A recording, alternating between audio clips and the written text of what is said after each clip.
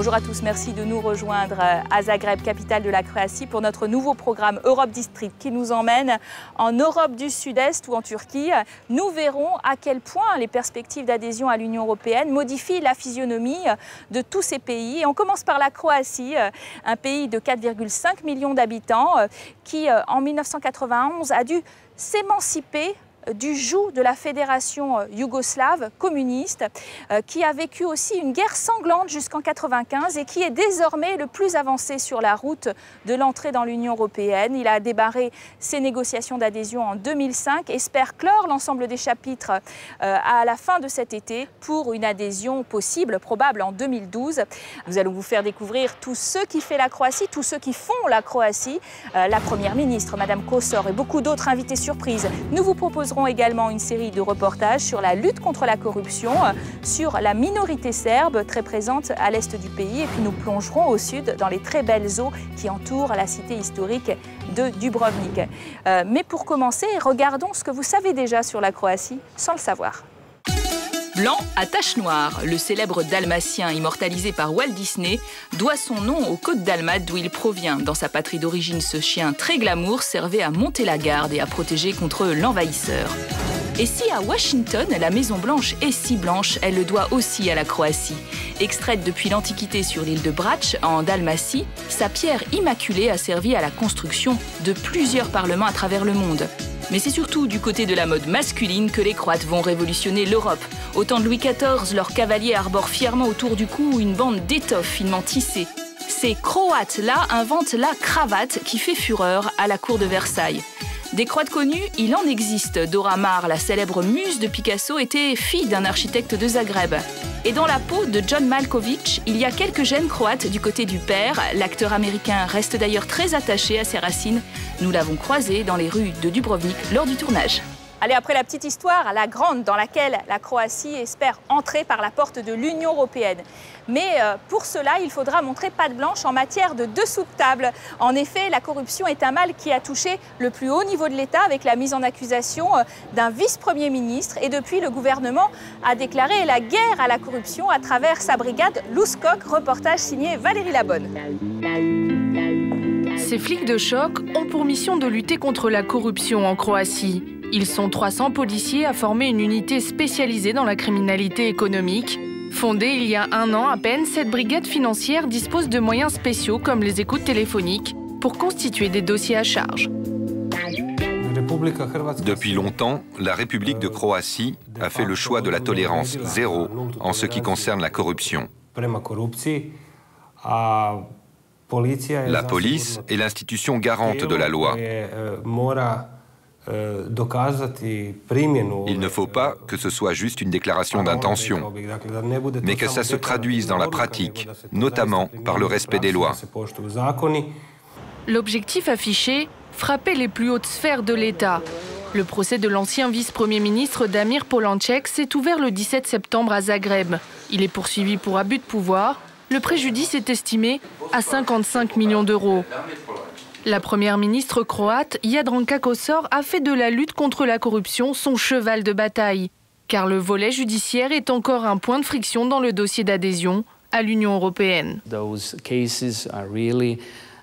Ces affaires sont vraiment le meilleur moyen de faire passer le message aux gens, à la société tout d'abord, et à l'Union européenne, que nous essayons de faire notre travail de la meilleure façon possible. La Commission reproche encore à la Croatie son retard dans le traitement de 400 000 dossiers. Il suffit de se promener dans les rues de la capitale pour constater les effets dévastateurs de la corruption. Par exemple, la construction de cet immeuble privé a suscité la colère du voisinage. La ville de Zagreb est en train d'investir l'argent du contribuable pour payer l'entrée d'un garage privé. L'affaire, sensible, a fait la une des journaux. Ces derniers mois, de nombreuses manifestations ont eu lieu. Ces policiers en contrebas ont été postés là pour empêcher tout retard dans le projet. L'ONG Transparency International reconnaît que le gouvernement fait des efforts, mais c'est encore insuffisant. Grâce à la pression de l'Union européenne, notre arsenal législatif s'est amélioré. Mais nous avons encore beaucoup à faire. Le responsable de l'ONG nous emmène chez M. Bozicevic, un propriétaire lésé par le chantier. Son appartement donne sur l'immeuble en construction. Quand il nous montre son balcon, nous constatons que le mur est littéralement collé à sa rambarde. D'après les règles d'urbanisme en vigueur, il aurait dû se trouver à une distance minimale de 3 mètres. C'est terrible. Je n'arrive pas à comprendre que cela puisse arriver dans un pays dit civilisé, un pays qui prétend entrer dans l'Europe. C'est incroyable. Le retraité a envoyé une lettre de protestation au Premier ministre, mais sans succès. L'USKOK, le bureau de lutte contre la corruption, reconnaît que la Croatie a un long chemin à faire. Hérité de l'ère communiste, les pots de vin touchent toutes les institutions. La réforme pénale de 2009 a permis d'augmenter sa force de frappe en utilisant par exemple la saisie des biens. Son patron tient à montrer que l'ère de la tolérance zéro est arrivée. Nous sommes tout à fait conscients de tout ce qui nous reste à entreprendre. Mais je rajouterai qu'aujourd'hui, beaucoup plus de plaintes sont déposées pour des affaires de corruption. Nous sommes beaucoup plus rapides dans nos procédures, grâce à des moyens plus importants, et les jugements sont rendus beaucoup plus vite. Tout cela va nous permettre de résoudre les affaires en Croatie. La Croatie doit encore améliorer le fonctionnement de son système judiciaire, jugé trop lent. C'est à ce prix qu'elle attirera les investisseurs étrangers et gardera ses subventions européennes. Voilà, on vient de voir ce reportage sur la priorité donnée à la lutte contre la corruption. Et on en parle tout de suite au siège du gouvernement avec la première ministre de Croatie, Jadranka Kosor. Bonjour. Bonjour. Vous êtes effectivement femme à la tête du gouvernement depuis 2009. Vous voulez lutter contre la corruption alors qu'elle a touché le plus haut niveau de l'État. Mais est-ce que vous espérez vraiment réussir dans cette lutte ? La Croatie est sur la dernière ligne droite. J'espère vivement que nous terminerons les négociations d'adhésion avant la fin de l'année prochaine, que nous aurons bouclé tous les travaux qui sont en cours, y compris bien sûr le chapitre 23, qui concerne aussi la lutte contre la corruption. Et je tiens à rajouter ceci, nous ne le faisons pas pour nous-mêmes, mais pour nos citoyens. La lutte contre la corruption fait partie des droits fondamentaux de l'homme. C'est un combat pour le droit de chacun de nos citoyens. Vous êtes une fervente avocate de l'entrée dans l'Union européenne. Mais vos concitoyens, de sondage en sondage, eh bien, ils deviennent de plus en plus eurosceptiques. Pourquoi ? Heureusement, ce n'est pas tout à fait comme vous le dites. Même les sondages les plus récents réalisés par les représentants de la Commission européenne en Croatie démontrent que si un référendum était organisé aujourd'hui, 55% des citoyens croates voteraient en faveur de l'adhésion. J'espère que le moment venu, le pourcentage sera encore plus important, notamment lors de la signature de l'accord d'adhésion qui approche à grands pas. Je pense que nos citoyens comprendront que l'adhésion de la Croatie est non seulement un retour chez nous, à la maison, car nous avons toujours fait partie de la famille européenne, mais aussi que nous y serons chaleureusement accueillis. La minorité qui est la plus importante, effectivement, en Croatie, c'est la minorité serbe, au sens où, historiquement, il y a eu guerre entre la Croatie et la Serbie, et que cette minorité serbe, elle a demandé la restitution de ses biens après la guerre. Est-ce que vous avez l'impression que ces Serbes de Croatie sont bien traités parmi les minorités, que vous avez tout fait pour œuvrer à leur intégration ? C'est un fait que dans les années 90, la Croatie a subi une agression et qu'une grande partie de son territoire a été sous occupation.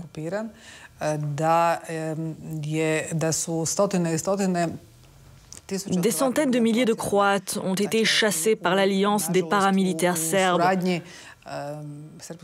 et de l'armée yougoslave présente en Croatie. En ce qui concerne le départ des minorités serbes, nul n'était contraint de fuir, mais il est vrai qu'une partie de la population est partie. Mais maintenant, ceux qui souhaitent rentrer en Croatie peuvent le faire. Il faut que leur retour soit volontaire et qu'il se fasse en toute sécurité.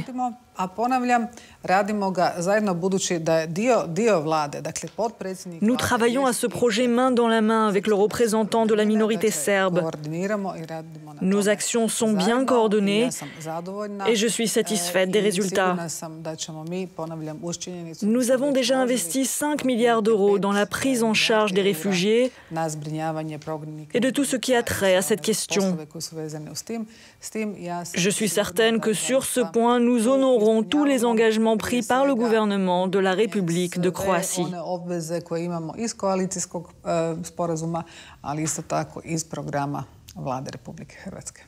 Merci Madame la Première ministre de cet entretien. Et effectivement, puisqu'on parle des Serbes de Croatie, eh bien, nous allons découvrir qu'ils ont des représentants dans cette société croate, qu'ils ont aussi des gens qui tentent de mieux s'intégrer, en particulier dans la région de Sisak. Reportage. Cette poignée de main entre le président croate Ivo Josipović et son homologue serbe Boris Tadić est le symbole de la réconciliation entre les deux pays. Le chef de l'État croate veut étaler sa volonté d'enterrer le passé. Car jusqu'ici, en Croatie, les Serbes étaient jugés coupables d'avoir provoqué la guerre. Nous devons encore améliorer cette relation. Et je pense que le fait que nous ayons un parti politique serbe au sein même du gouvernement est un signe très positif. Depuis une loi de 2003, sur les 160 sièges du Sabor, 3 des 8 places réservées aux minorités sont occupées par des députés serbes. Une reconnaissance qui permet à la communauté de faire entendre sa voix dans la société. Il faut changer l'atmosphère au sein de notre société. La changer d'abord au Parlement et ensuite auprès des citoyens. Nous devons créer un climat qui permette aux Serbes d'avoir les mêmes droits que les autres citoyens de cet État. Les Serbes faisaient et font encore partie intégrante de la Croatie.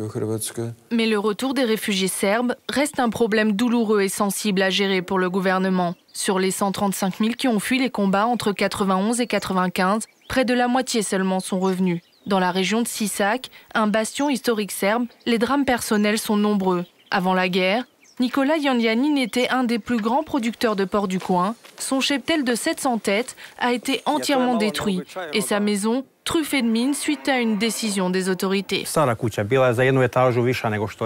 L'ancienne maison était plus haute d'un étage par rapport à celle-ci. Elle a été minée. Il y avait des débris partout, des bouts de béton partout.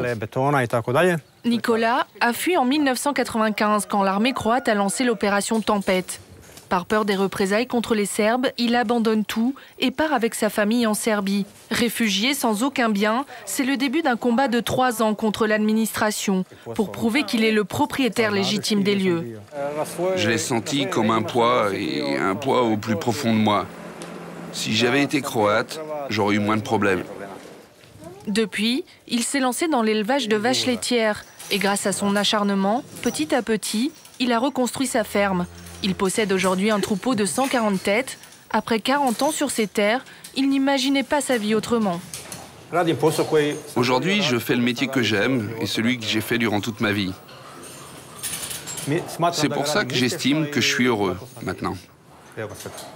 À 2 pas de là, Slobodan Kovačević est fier de nous montrer sa toute nouvelle demeure. Grâce au programme de retour encadré par le Haut Commissariat des réfugiés de l'ONU, il a reçu les clés il y a 2 mois. Sa maison fait partie des 147 000 reconstruites depuis la fin de la guerre par l'État croate. Après 7 ans de bataille juridique, il a enfin obtenu son titre de propriété. Même s'il est heureux de retrouver ses marques, il ne se fait pas d'illusions. Ses enfants n'ont pas d'avenir dans cette région au taux de chômage record. Ils devront sûrement quitter le nid familial pour trouver un emploi ailleurs. Là, il n'y a plus personne. Ils ne vont pas revenir.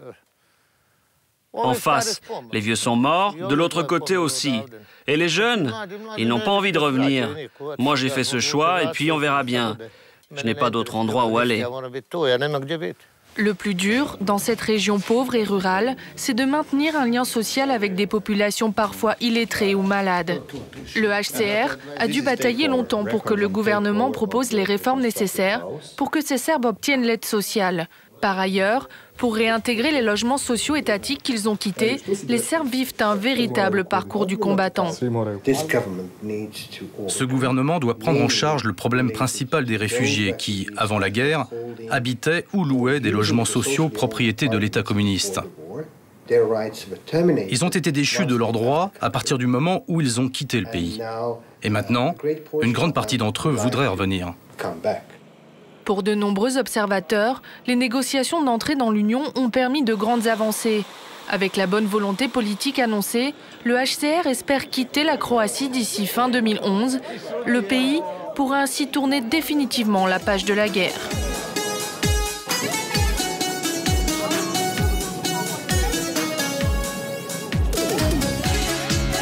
Voilà, c'est devant la célèbre église Samar, à la toiture multicolore, au cœur de Zagreb, que nous terminons cette première partie très politique. On se retrouve pour une seconde partie, une balade économique et culturelle au cœur de la Croatie, juste après le journal.